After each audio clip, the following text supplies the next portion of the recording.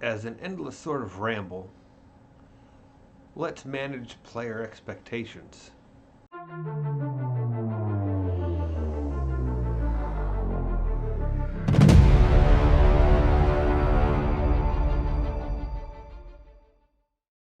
Whether you're a player or a DM, GM, one of the things you have to do is manage expectations of the game.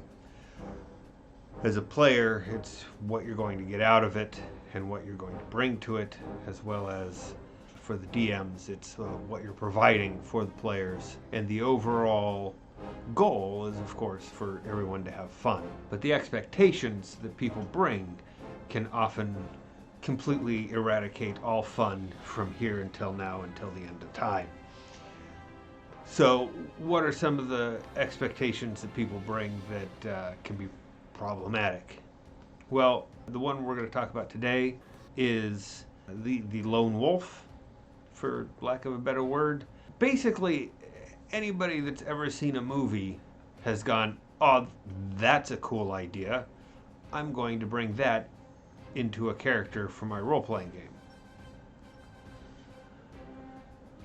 And it usually, well, maybe not usually, but for people just starting role-playing games especially, it usually doesn't end well.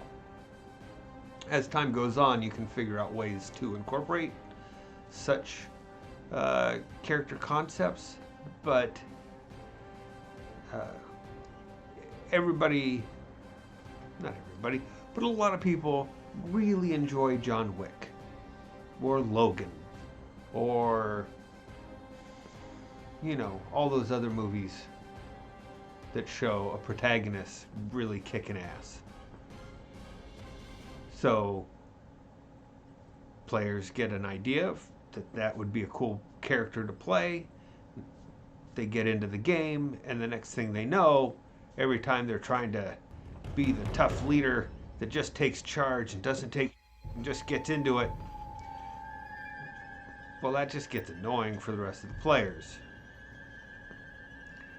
Especially if all the other players are playing John Wick. So don't do it. like it's just gonna ruin your time. I mean, you can, obviously, and there are ways to figure out how to do it. If you find yourself really wanting to play a character concept that's based off of a lone wolf type character, that's basically any protagonist in any action movie at all, like even Predator. Okay, you've got Predator, you got a team, the group, they're going into the jungle and they're going to find the CIA guys and the missing information, and they're going to get it, and then all of a sudden it turns into, oh no, the thing's coming after them. But it whittles down the party until there's a protagonist of Schwarzenegger versus the Predator. And spoilers. So any movie that you're going to take an idea from, you've got to immediately separate itself from its original source material to be able to incorporate it into a role-playing game atmosphere. You want to make sure that your character is going to get along with the other characters in the party, and you're also going to want to make sure that your character can take a back seat, can shut the hell up, and let somebody else shine for 10-15 minutes as the DM focuses on them.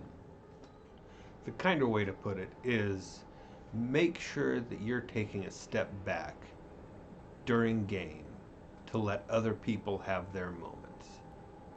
You've got to focus on what's happening at the table and be able to let other people shine. I mean, the goal would be make sure everybody has their moments and everybody's working together.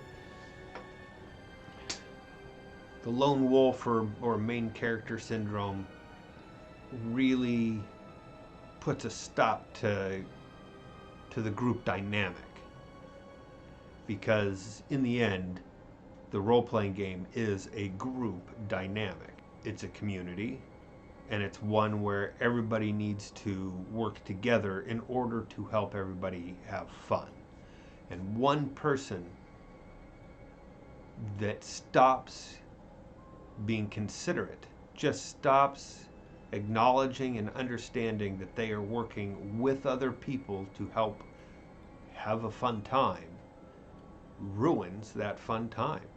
That goes for everybody at the table, so it's not just you, it's everybody else at the table, which if your entire table is watching this, then that means it's you and you and you and you and you. All of you need to be able to take a back seat to the action at any moment to let somebody else shine, which means that you gotta shut up.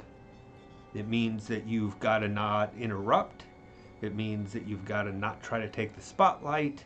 It means that you've got to enjoy somebody else having a moment in the game. And with a good DM, you'll have your own moment. With a bad DM, you might not. With a DM that's learning, you might some days and you might not. And a lot of DMs are learning, so, and a lot of players are learning. So everybody's just trying to figure this out.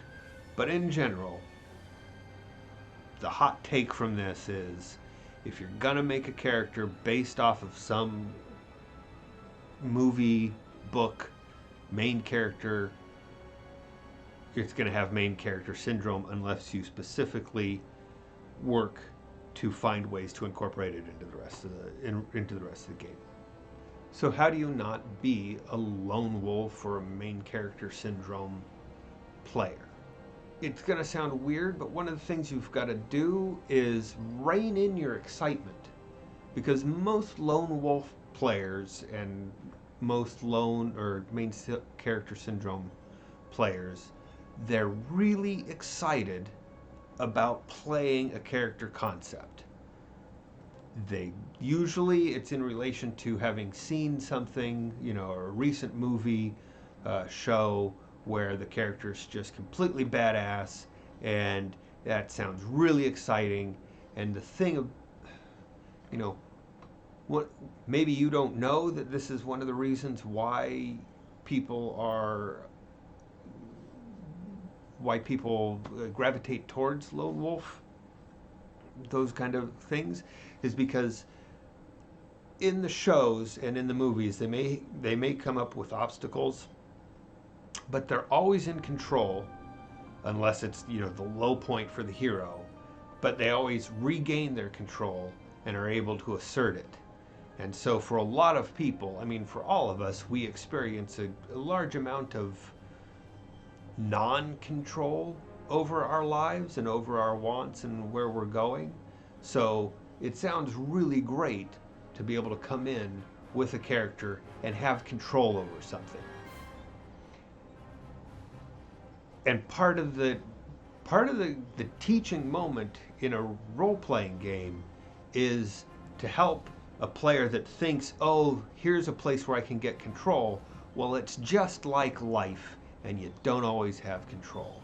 And it sucks, and it's terrible, but you can learn how to manage those moments of uncontrollableness in order to have fun. And part of that is working with the group, and part of that is knowing that the DM might send monsters or creatures that are way too powerful for your party to handle, or that you might make a mistake, and that mistake may lead to a total party kill and everybody dies, and that's on you. And these are learning things, learning moments in the game, and everything's going to be okay. It's going to be okay. Unless your friends are complete jerks, they aren't going to hate you for leading the party into a total party kill. They may be upset in the moment, but they aren't going to hate you. People make mistakes. Everybody makes mistakes, and it's okay.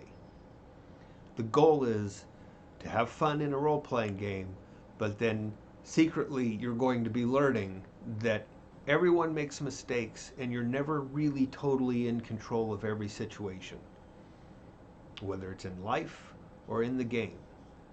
But hopefully in the game will help provide you with tools in order to manage those moments where you don't have as much control as you would like. For longtime players of the game, this video probably isn't a key. Like you probably already know this by now. If you're a new player, you might be figuring this out, and if you're a really new player, you might not be aware of this.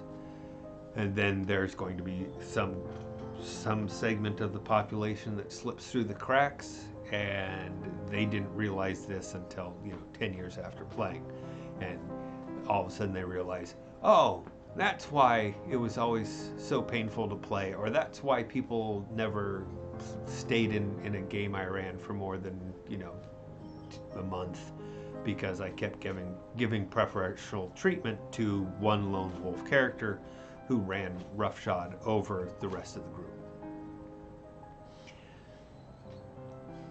If it's just you and the DM, then, well, yeah, then it's going to be you as the main character. But if you get new players, you want to be ready to be able to step back and let them have their moments. Because we all deserve to have a moment in the game. That's it. Anyway, the goal is to have fun, for everybody at the table to have fun, so have fun. Thank you. Like and subscribe, because I'm supposed to say that. And otherwise, just have a wonderful, couple of weeks to a life.